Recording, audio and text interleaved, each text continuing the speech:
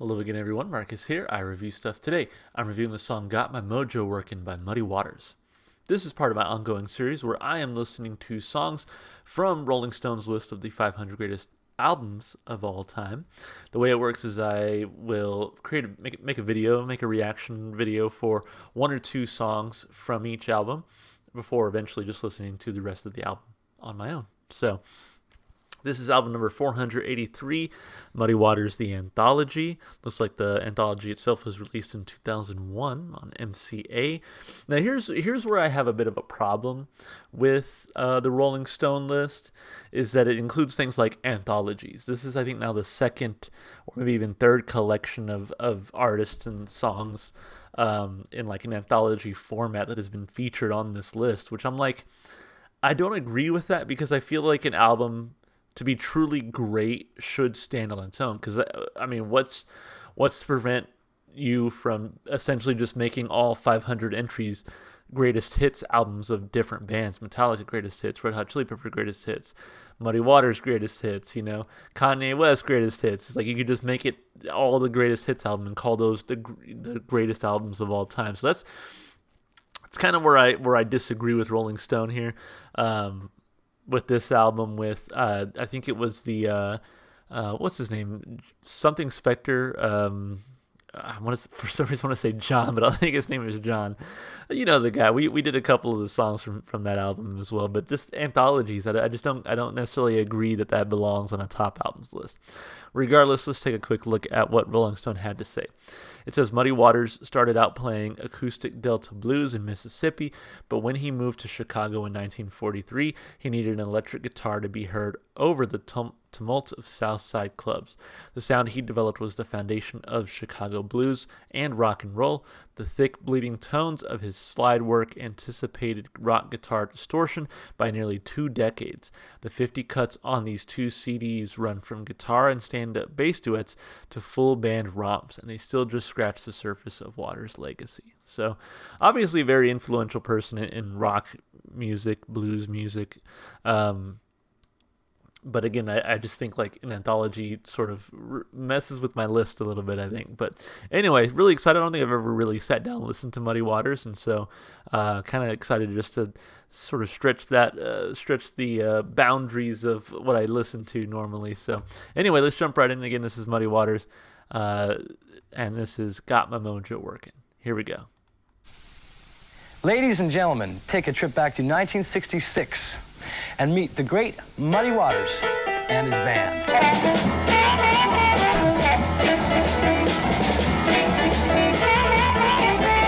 Definitely that much older recording. 66, I think they said.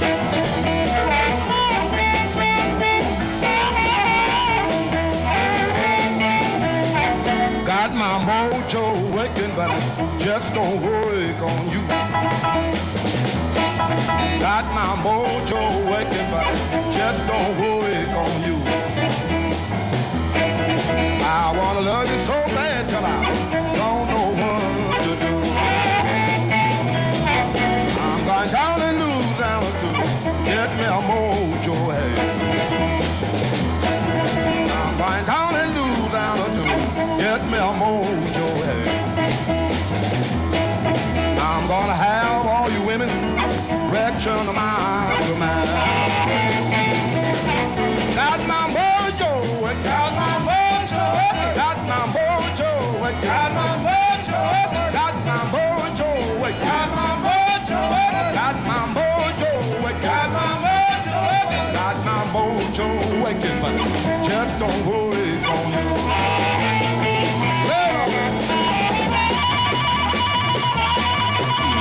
Go off on that harmonica.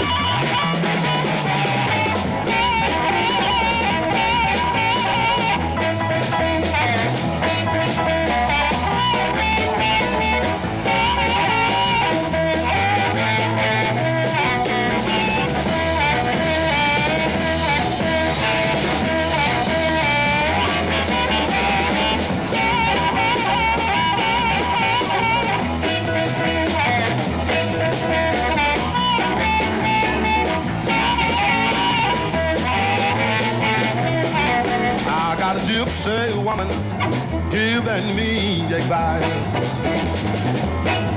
I got a gypsy woman giving me advice. I got a whole lot of tricks keeping here on ice. Got my mojo, it got my mojo, it got my mojo, it got my mojo, it got my mojo, it got my mojo, it got my mojo, it got my mojo, it got my mojo, it just don't hold it. Play with it again.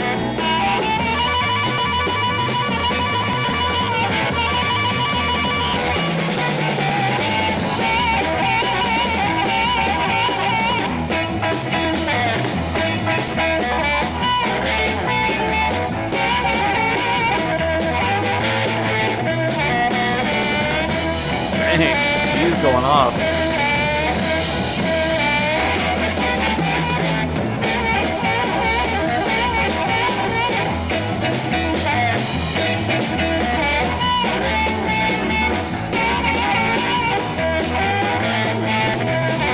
Got my mojo, got my mojo, got my mojo, got my mojo, got my mojo, got my mojo, got my mojo, got my mojo, just don't go it on. Got my mojo, got my mojo, got my mojo, got my mojo, got my mojo, got my mojo, got my mojo, got my mojo, just don't wake on you.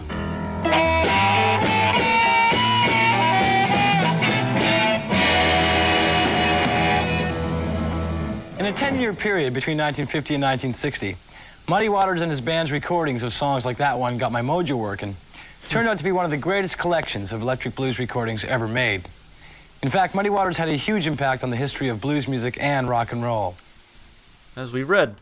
Yeah, you know, I was kind of going into this not really expecting to enjoy this song too much, just because I was like, I mean, this is an old song, right? I mean, I don't know when this was released, but obviously quite an older song, and I was like, it might feel dated, it might just kind of feel a little bit out of my wheelhouse, but no, this song was so much fun, and I'm glad I just happened to pick the version of it that I did, because seeing the effort that they put into, especially that harmonica player, seeing that effort they put into that performance was just so much fun. I think it really elevated the song for me, honestly. I think getting to watch them perform it on stage, I think was really, really cool. So yeah, I actually really, really like that. I'm really excited to break it down like we always do.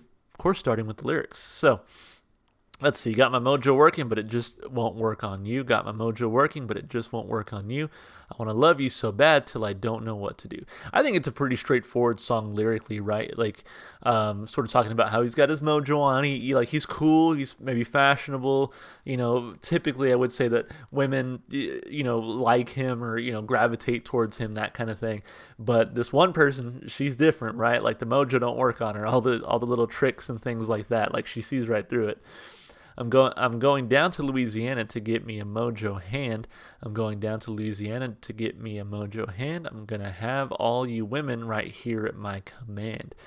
And so I wonder with the mojo hand, what is that exactly? I'm not too sure, honestly. Got my mojo working, but it just won't work on you. Play on, got my mojo working, but it just won't work on you. So pretty simple lyrically, but really effective. I mean, it was fun. It was fun to just get the vibe of the song, and it sort of told a story without going into, you know, without being too complex, essentially. Just, yeah, it's about typically having success, I guess, with the opposite sex, and then it just doesn't work on this one person. She sees right through it, right? But yeah, lyrically simple, sweet, short. I give it a thumb up. Why not? As far as instrumentation and vocals go, I really like the vocal performance here. Just that repetition got my mojo working, and the way it was sung was really fun. I like how he kind of threw in like the you know, throughout the song. That was really fun. It was a nice touch.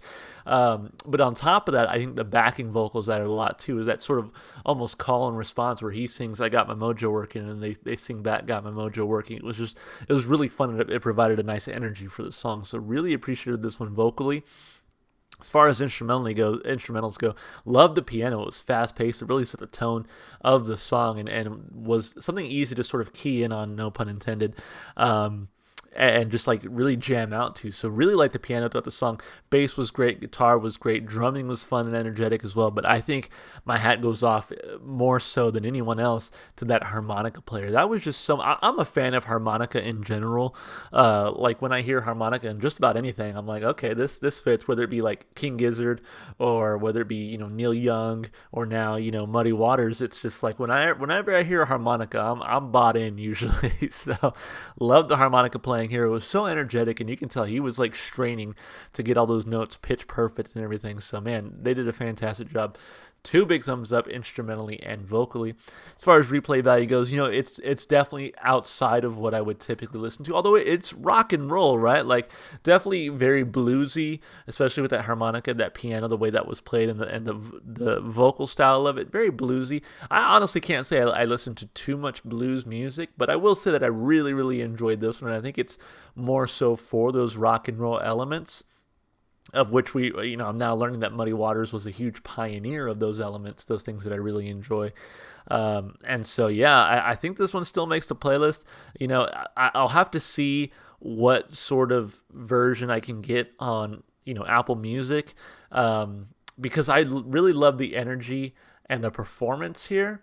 And so I'm hoping to get when I add it to my playlist, I'm hoping for a version of the song that is just as energetic and fun to listen to. So for now, replay value gets a thumb up from me. Overall, a very good song, and I'm glad I got to listen to it. So with that, because I really enjoyed the song so much, I think I'm going to do one more from this album before moving on to the next one. I know it's 50 songs long. It's an anthology, right? So 2 songs definitely isn't doing it justice, but as a starting point, I think it kind of works. And so, yeah, really had a great time with this one. Hope you guys are still enjoying the series. I'm having a great time listening to artists that I wouldn't normally listen to, like Muddy Waters, Lady Gaga, Shakira. I mean, just all these artists that I have never sat down and listened to. So this is really exciting. Really enjoying the series, and I hope you are too. As always, if you enjoyed the music, go support the artist. I'm pretty sure Muddy Waters is not around anymore, just because I know he was born a long time ago. I was really talking about the 40s. There's not many people left alive from the 40s nowadays, but still, I'm sure his estate would appreciate whatever support you can provide. As always, if you'd like to support the channel, just all the normal stuff you do on YouTube. Of course, you can leave comments. I'm still taking requests, always taking requests. You can also like the video, subscribe to the channel, and even check the description if you'd like to follow me on Twitch, Twitter, or TikTok. All right, guys, that's going to be it for me. Hope you enjoyed the video, and hope to see you in the next one. Bye for now.